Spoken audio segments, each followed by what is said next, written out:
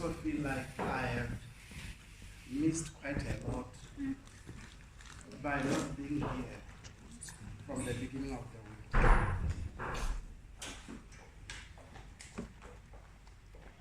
I would like to start off with an apology here, which is not a very nice way to go. But I've been battling a bout of flu, so my voice has got a way of disappearing. So, but I think if I whisper, I might be able to sustain my voice up to the end. Amen. Amen. So are we able to hear each other with this kind of the whisper? All right.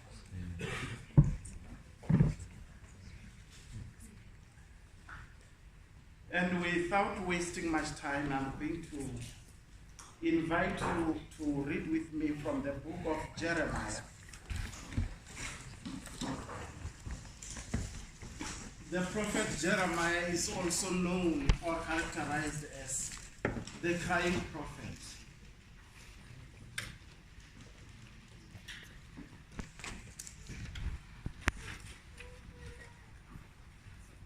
Chapter 32.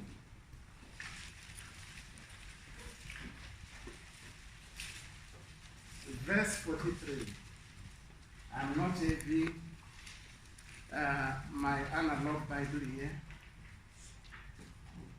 Sometimes you quote from another Bible and then you find that the verses are misaligned. Is it the right verse? Do we have verse 43 there? Yes. Is it the last verse there in that chapter?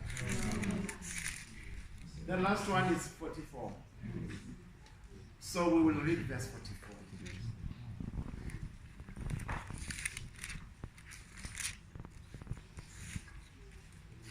So the one that I'm having starts with,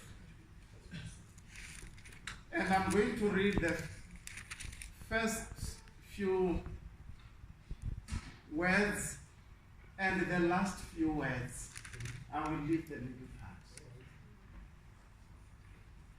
Men will buy fields for money, sign deeds and seal them, and take witnesses. For I will cause their captives to return, says the Lord.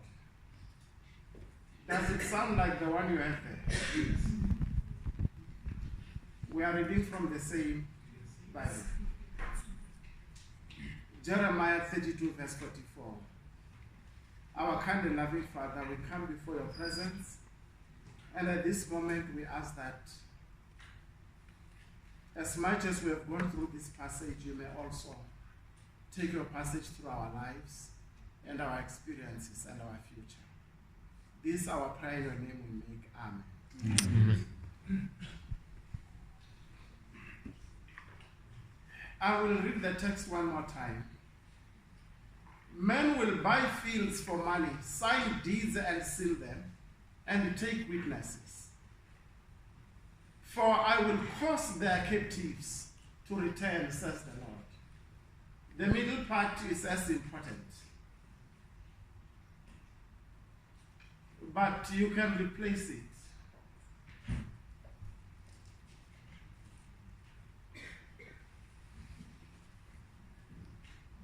It may sound like men will buy fields for money, sign deeds and seal them, and take witnesses. In the land of the Eastern Cape, in the land of Limpopo, in the land of Northwest, in the land of the Northern Cape, in the land of the Western Cape, and in the cities of Johannesburg, and all the metro cities, and also in the land of Natal, For I will cause their captives to return, says the Lord. Amen. Amen. And my caption for this moment is the Republic of Kafreria.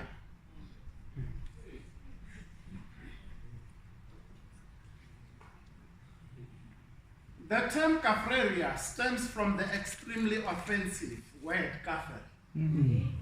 So don't tell them outside here that I mentioned this word here. And this word was used as a racial slur for the black African inhabiting Southern Africa. Kafir is a term whose epistemology has been attributed to the Arabs by those who lived amongst us.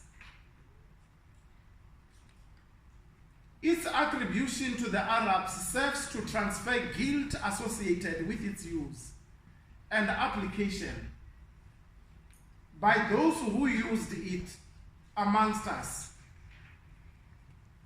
And they decided to transfer its use and its origin to the Arabs, who never lived amongst us, or gave it this kind of a contextual meaning and applied meaning.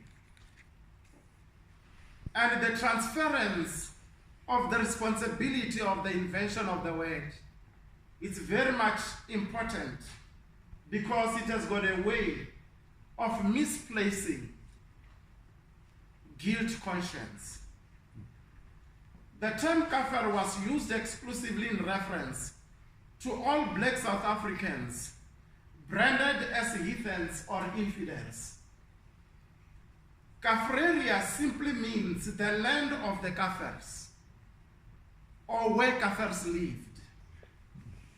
The reference of these two names, Kafir and Kafreria, is key to understanding the socio-economic landscape of black natives of this country.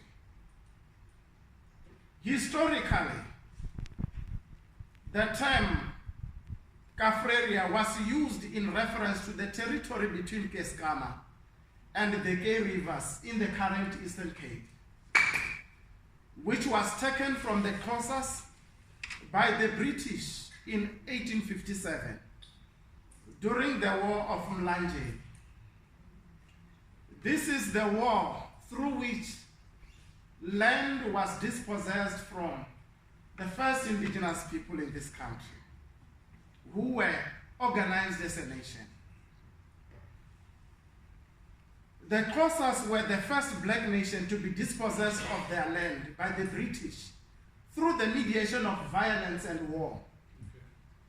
And in the dispossession of the land owned by blacks was entrenched a pattern to dispossess the entire land in South Africa or in the country owned by blacks.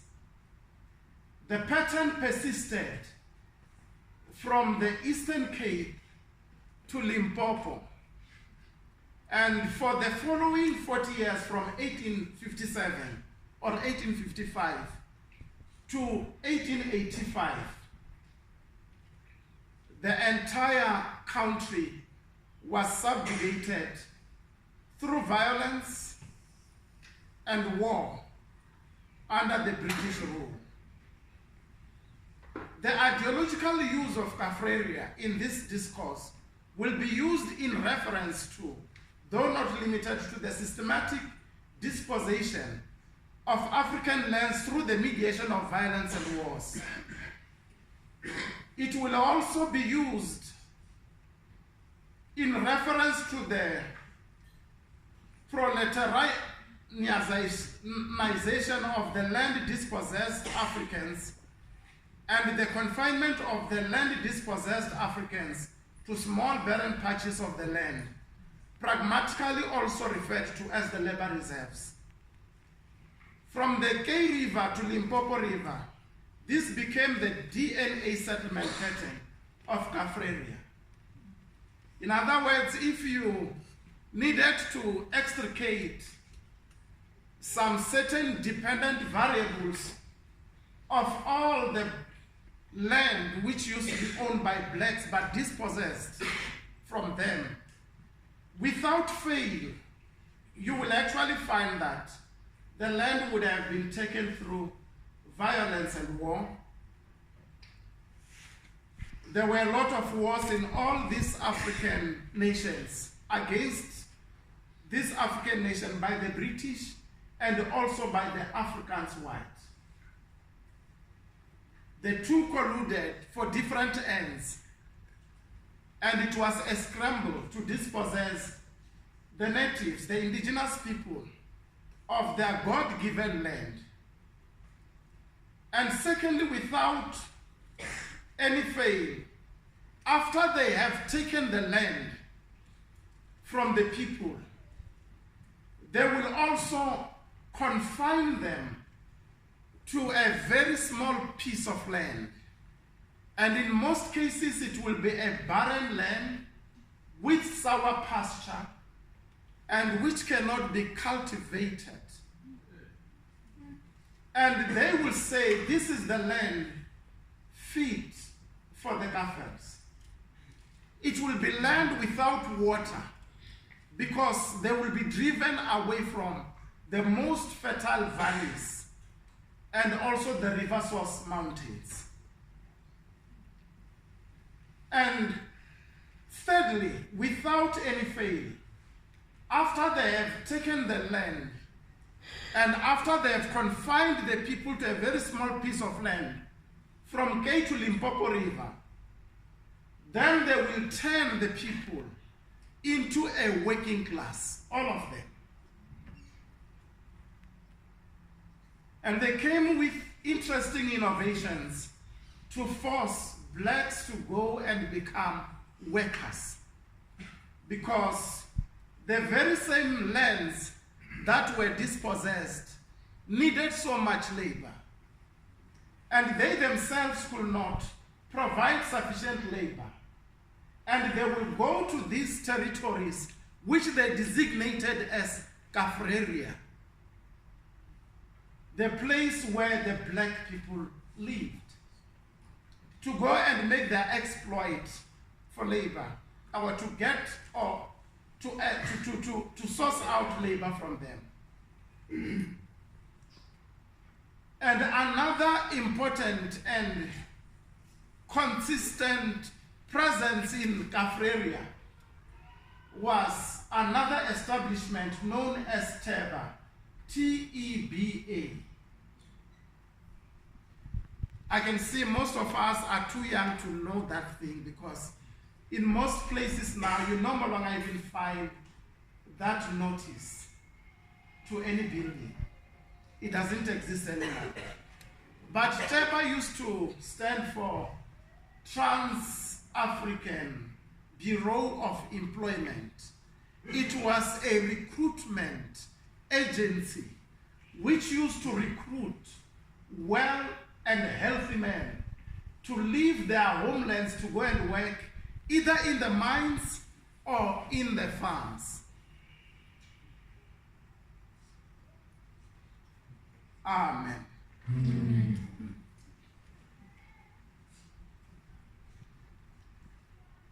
And after recruiting them to go and work in those places, most of them will actually never come back.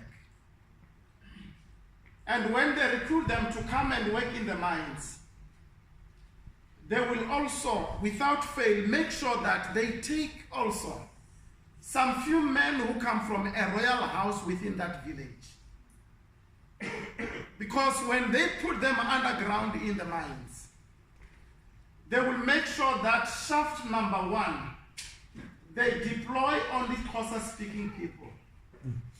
And for the Xhosa-speaking men to take a command, they need to get an Induna or somebody from the royal house from their villages or from Kafreria.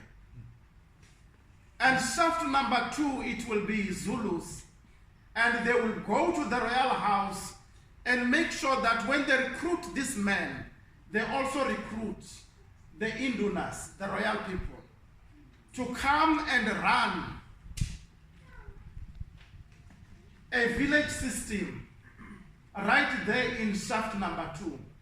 When they go to shaft number 17, then they will go to Limpopo and get not only vendor men, but get vendor men together with an Induna. And you know that if you don't listen to the Induna, you will not only pay right there, you will also pay at home. And that is how these miners got the work done in these mines. By designating Kaffraria as a labor reserve, a reserve as in a game reserve where you reserve that particular space of land for animals. In this case, it was called a labor reserve, meaning to say that all these Kaffraria constellations were also labor reserves. This is where you put excessive labor. And when these men are tired, they will send them back home once a year so that they could go and breed more laborers. The labor reserves were also the breeding grounds for excessive labor.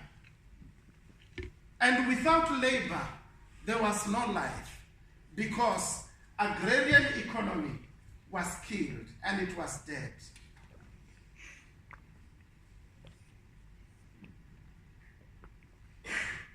History has taught us that those whom we would destroy, we first denuded of humanity and reassigned deplorable subhuman identity so that we can, with this new reaffirmation of identity or reassignment of identity, displace our conscience as well. In other words, instead of calling them people, we call them Kaffers. The white race, comprising of the British imperialists and also the African-speaking farmers, and comprising of the precious mineral speculators and missionaries, referred to blacks in these countries as Kaffers. And this is historical and this is very important. Meaning that these people who are black and different from us are not only black and different, but they are also infidels, they are heathens, and therefore unequal human beings. Unequal human beings, unworthy and undeserving of human compassion. From ideological theology of domination, which was bred in the West, Kaffers were also considered as soulless. These are people without a soul. I know this may not make much sense to an Adventist, but I will try to make a little bit sense of the significance of what it meant to be without a soul.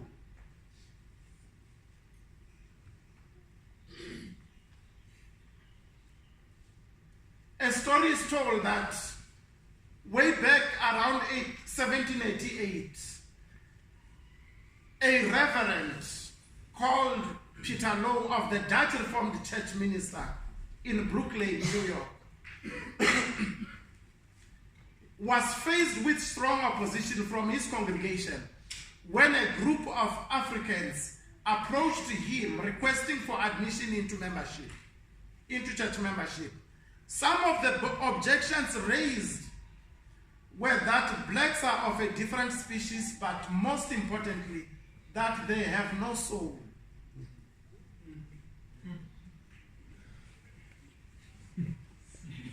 And this Dutch Reformed Church shaped the theology of our anthropology in this country.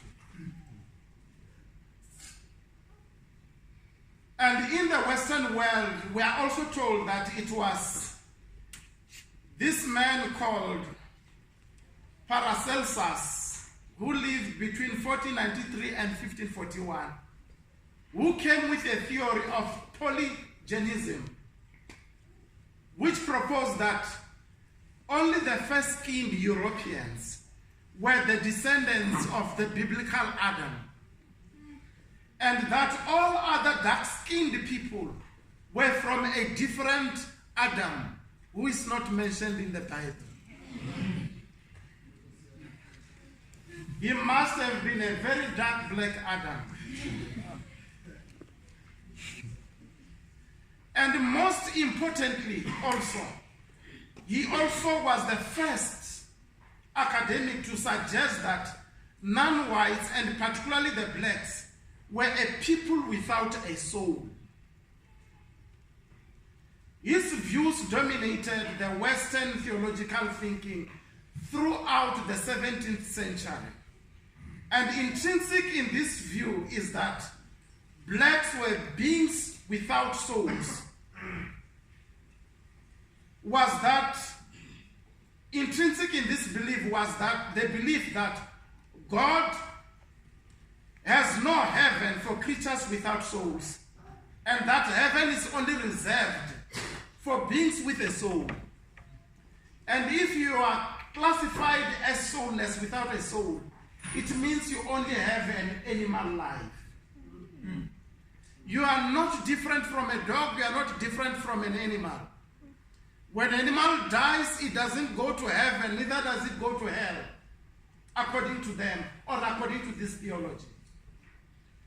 And therefore, black people who were assigned a new identity or a new name of kafirs, heathens or infidels, were also believed to be soulless, without a soul. And therefore, when you kill a black man, it's just like you are killing a donkey. Because killing a donkey will never be a qualification for you to either go to heaven or to go to hell. So, it is the case when you have to kill a black man. And this kind of a view was also the one that drove the creation of the slave economy and industry. All the whites from the West, they believed that in taking blacks as slaves, they were doing themselves a great favor, and they were still keeping God's commandment, because they were not taking people that God had any interest in. These were people without a soul, people without a hope, people without salvation, for whom Christ never died.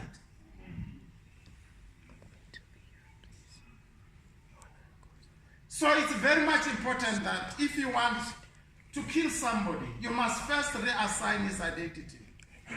He must first cease to be a human being, and he becomes something. And in this case, we became kafirs. History informs that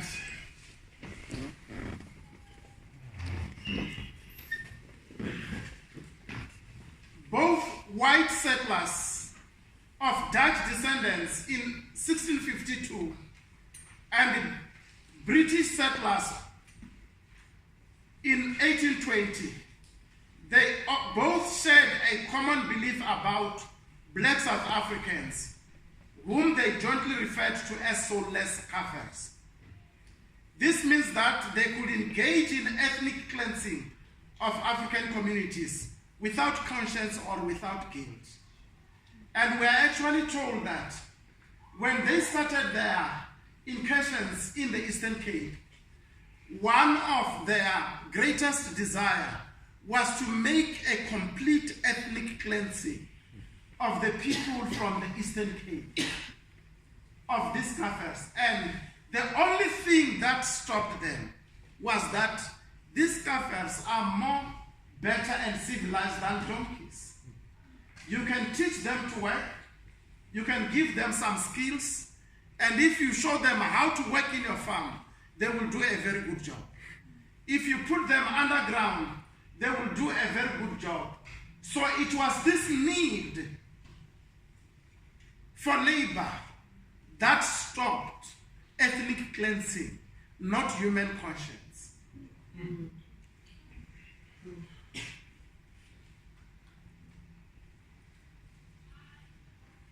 Their lands were taken without guilt or shame, for they considered the loot as a blessing from God. Land dispossession through the medium of war and violence was also immortalized, affirmed, confirmed, and perpetuated through legal instruments that assume different forms such as legislation, resolutions, proclamations, and ordinances between 1855 and 1991.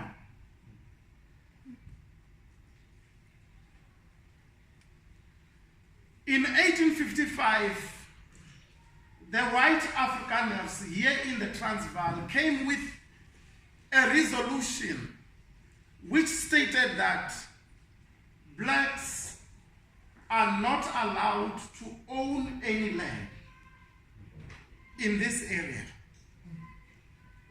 And they cannot even buy land either in the Kafreria area or in the white area.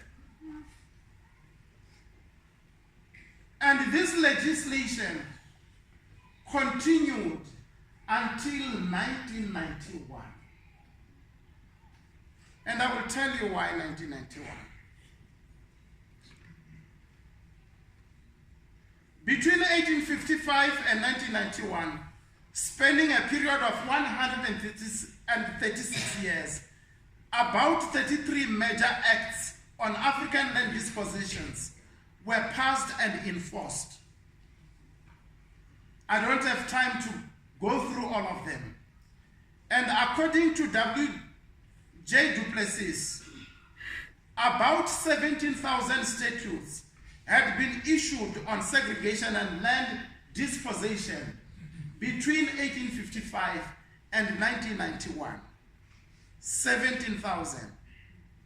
Now this tells you how much important the issue of land was to whites, coming with over 17,000 legal instruments to dispossess, to restrain a black man from owning the land from K River to Limpopo in a territory designated as the Republic of Kafreria.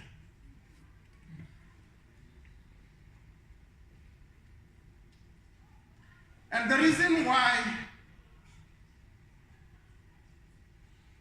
they had to come with, okay, after this bloody conquest, laws on land dispositions were imposed on Africans. And these are the body laws now referred to as the rule of the law. The Abolition of Racially Based Land Measures Act of 1991, which was passed to repeal all the previous laws on land dispositions. It's also very much important to note that it only happened in 1991.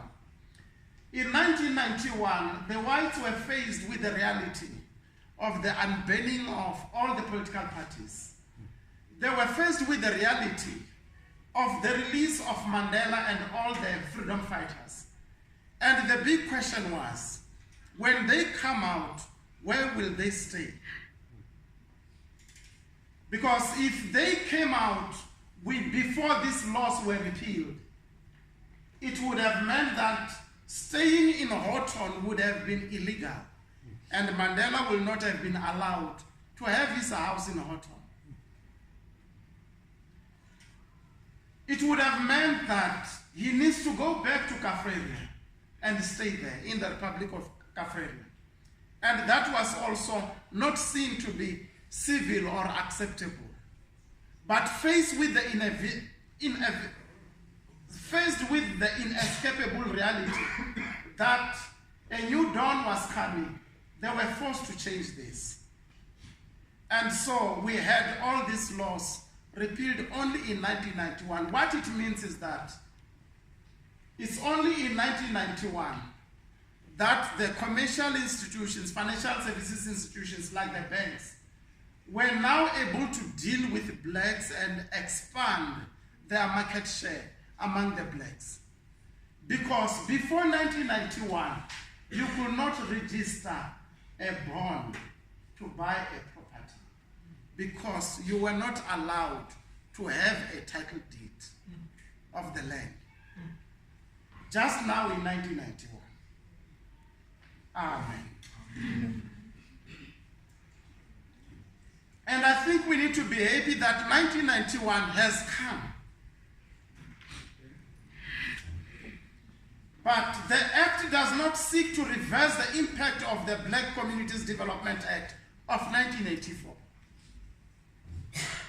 It does not change the status of a person who lost opportunities to own land in Kaffraria townships prior to 1991. But it simply empowers one to own a property from that time henceforth. And this is the tragedy of the development of law. It does not apply retroactively. If you were legally amputated from 1855 to 1991, then they say, you know what? Amputating a black person's leg is now, from now henceforth, illegal. And then they say, you know what? Now you are allowed to run 100 meters with well-able, bodied, non-amputees whites. So that is basically what the law does. When it repeals the other immoral laws, it does not put your feet back. Amen.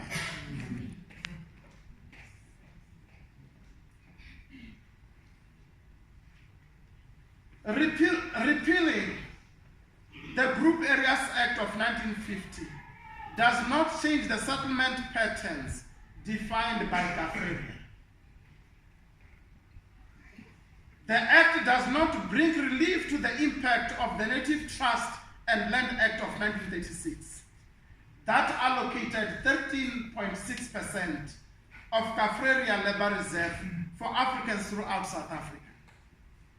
The Act does not seek to undo the ramifications of the Native Land Act of 1913 that saw the confinement of the blacks to only 7% of spatial fraction of South Africa to Africans.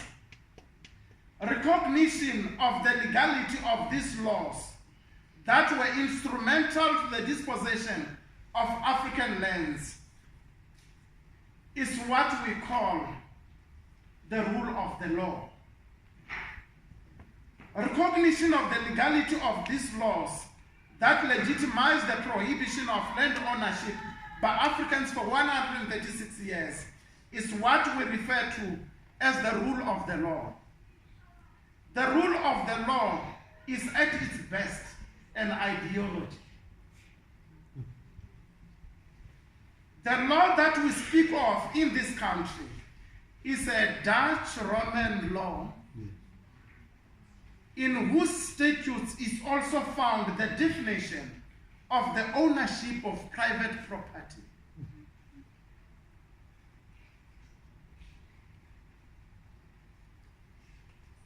In our African laws, we do not have a definition of ownership of private property.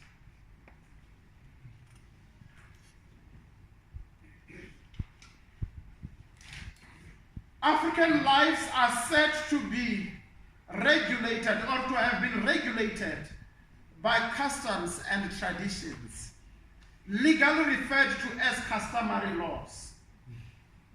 You have heard that name? Customary laws.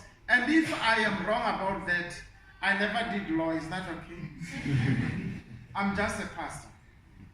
But customary laws and laws, the others are referred to as laws. And whenever laws are mentioned, is the Dutch Roman laws. For 163 years, Since the inception of Kaffraria, the residents of Kaffraria had regulated their lives using customary laws.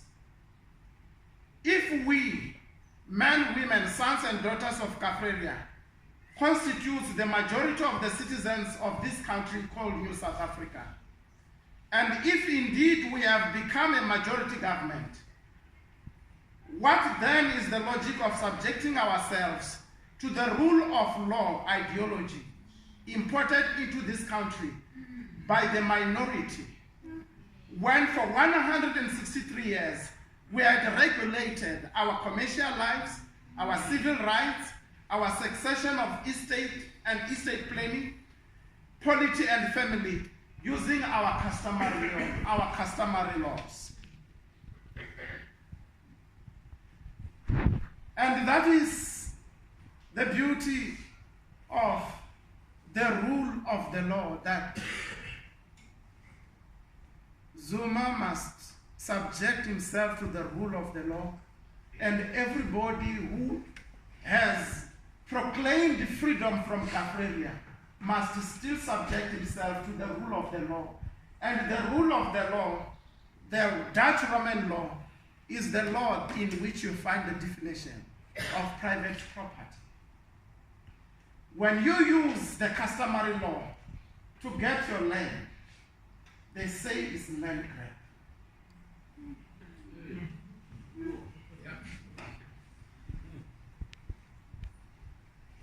Land ownership and birthright are inalienable binary rights. Before God created man, he created land. And before he created a family, he also created a home that required a special space made of soil, trees, and also the sky above it.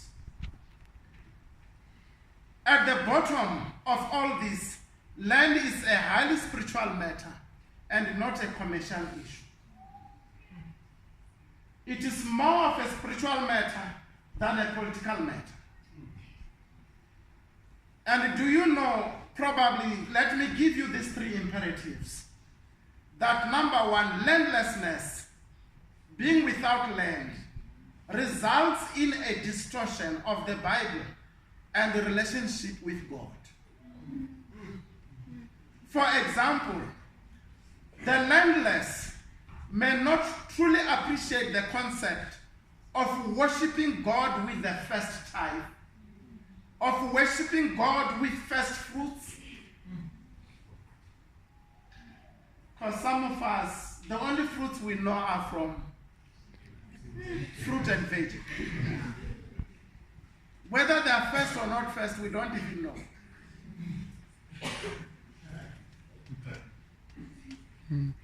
But when you are landless, you suffer from the distortion of understanding what God means when he talks about worshiping him with the firstlings that open the womb. Because some of us, the only animals we have are watchdogs in our houses because of crime. You talk of a goat, we don't have it. A chicken, we talk about the Brazilian one, which is sold to us with 30% brine water, injected with water, fed for only 21 days and enlarged with salty water.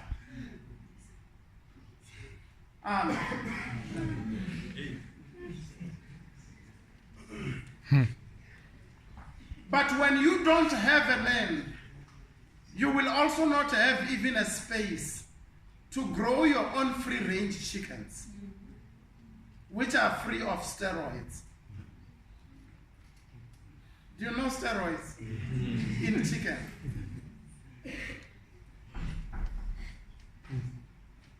Why do we become so hypocritical? We advocate, or they advocate, that we need to slim and trim and lose weight.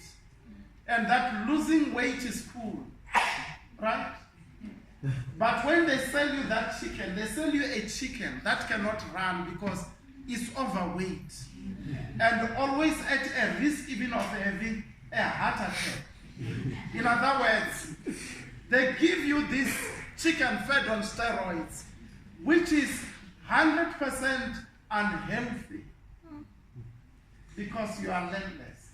You can't even afford to grow one free-range chicken in your backyard. That is what it means to be landless. And how do you worship God with the firstlings of the living animals when you are landless? Number 2, landlessness is equivalent to faith constraint.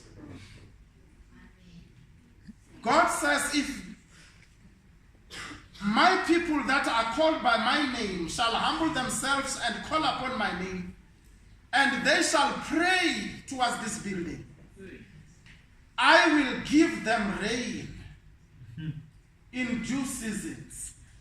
And in Malachi he also says, he will rebuke the devourer for their sake, and that the pestilence shall not harvest their crops before they themselves harvest their own crops.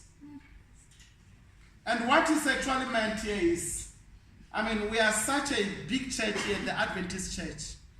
And probably the blacks here form also the biggest religious body in this whole country. But not even a single day did we as Adventists, 120,000 of us here in South Africa alone, not even a single day during these 3 years of drought did we as a church call for a day of fasting and praying for the rain. Yeah. And the reason for that is because rain means floods to us. The reason is because rain is equivalent to a hazard to us. Rain is meaningless when you are landless.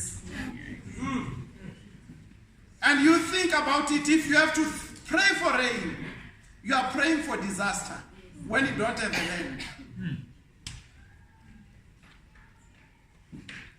And our faith in as far as this particular aspect of the agrarian economy is concerned is constrained. We can't pray even for land because we don't even know it when there is drought. As long as there is a chicken from Brazil in the refrigerator, it's okay.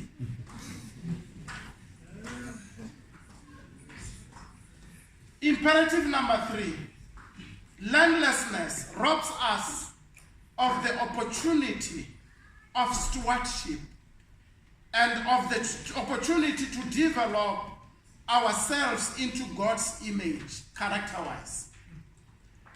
You will remember that at creation, man was given the land and the animals that live in the land and the aquatic animals that are also found in the land, as well as the birds that live from the land of the air for rulership.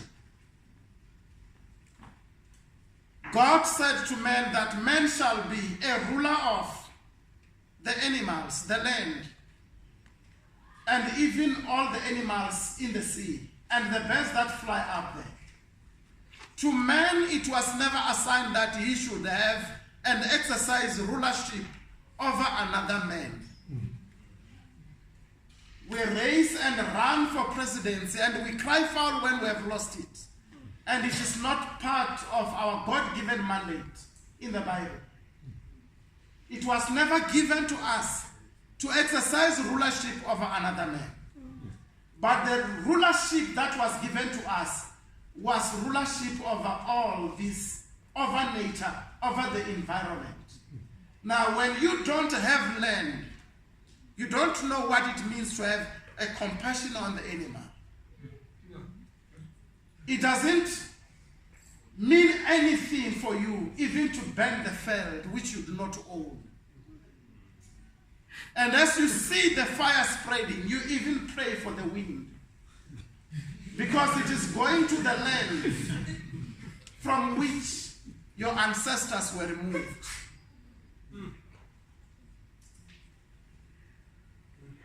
When we are landless, we also lose the sense of stewardship. In the Bible, there are two methods through which we acquire land. It can be gotten through war or purchase.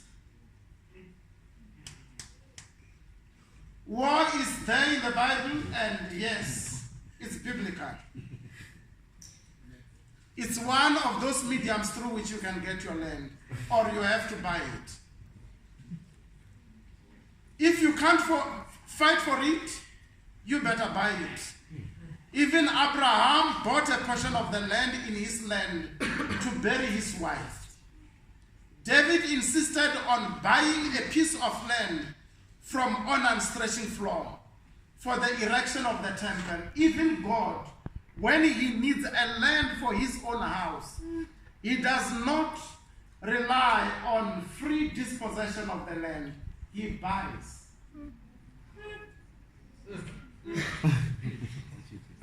Jeremiah bought a land and signed a deed of sale, for the Lord had sworn by himself, stating that his captives will come back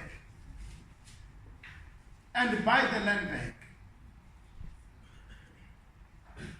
And what had happened during the time of Jeremiah? Jeremiah is the last prophet of Israel who saw the Babylonian kingdom coming to take captives from Jerusalem. He was the last prophet who saw the destruction of Jerusalem. He was the last prophet to see the land being dispossessed and possessed by the Babylonians. And through the prophetic eye, God revealed to Jeremiah, in his attempt to try to wipe Jeremiah's tears, he made him to see the coming back of the captives. And as he saw them coming back, he saw them coming back this time to buy the land they once owned back. Because between the time of their captivity and their return, a rule of the law was imposed in between.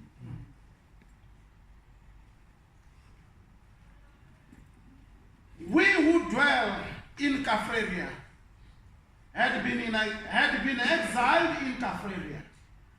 Caphreria is not the best place that God has designed for us to be.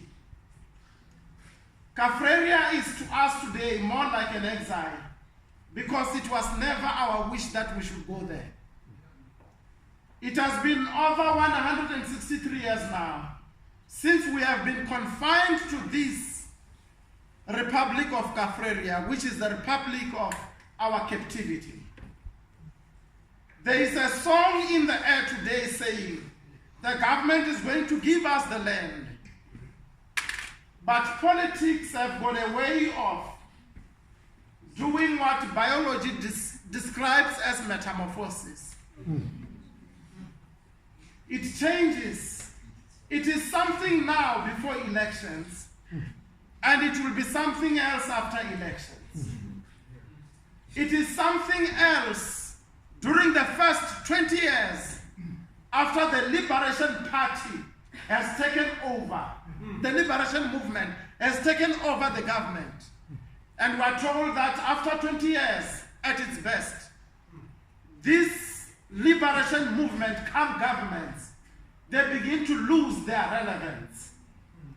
They begin to age, and they begin to talk a language that their constituents cannot understand. And this is the time that they normally will go for extreme and desperate tactics And we saw it in Zimbabwe exactly after 20 years. The ruling party came with the leftist politics of the land. Here in South Africa, after 20 years exactly, we have also come with the politics of the land. I am not suggesting anything. I am saying there are two ways in which to get the land back, is to fight. Number two is to buy it. And Jeremiah was told that when the captives come back, they will not fight for the land. They will buy the land. Amen.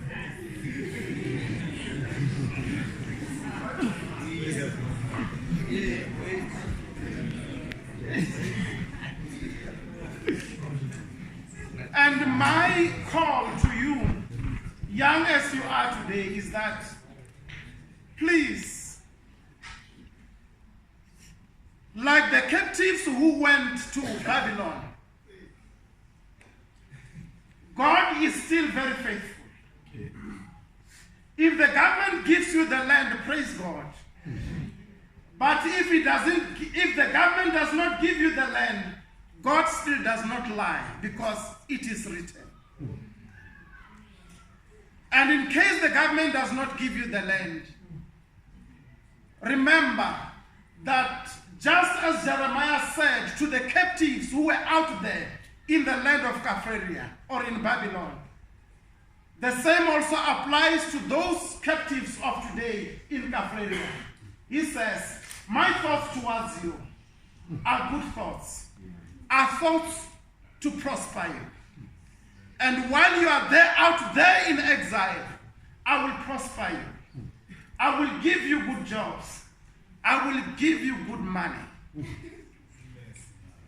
And when you get that money, when you come back, don't buy the car, buy the land.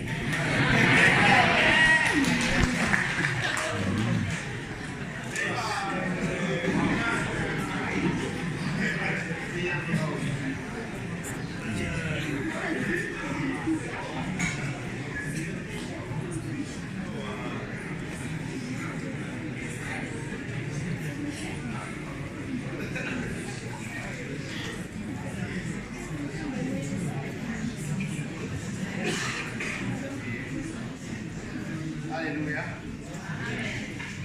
Let's buy them. I will bless the Lord for such a powerful presentation. God is good all the time.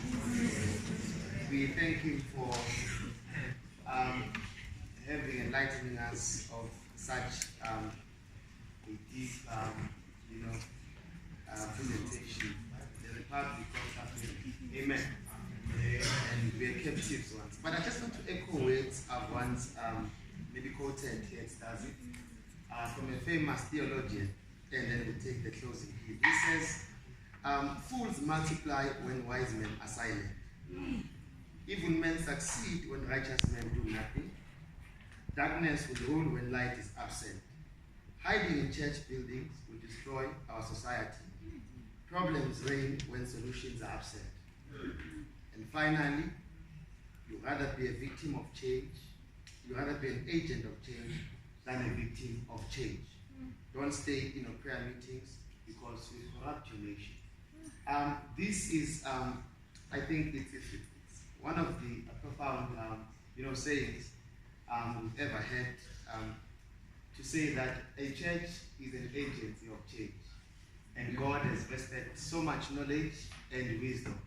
And He expects us to be out there and to radiate the same light and the same knowledge and wisdom to affect change in the society. We want to appreciate our pastor once more for such enlightening presentation. And we will rise now with hymn 65 as we give our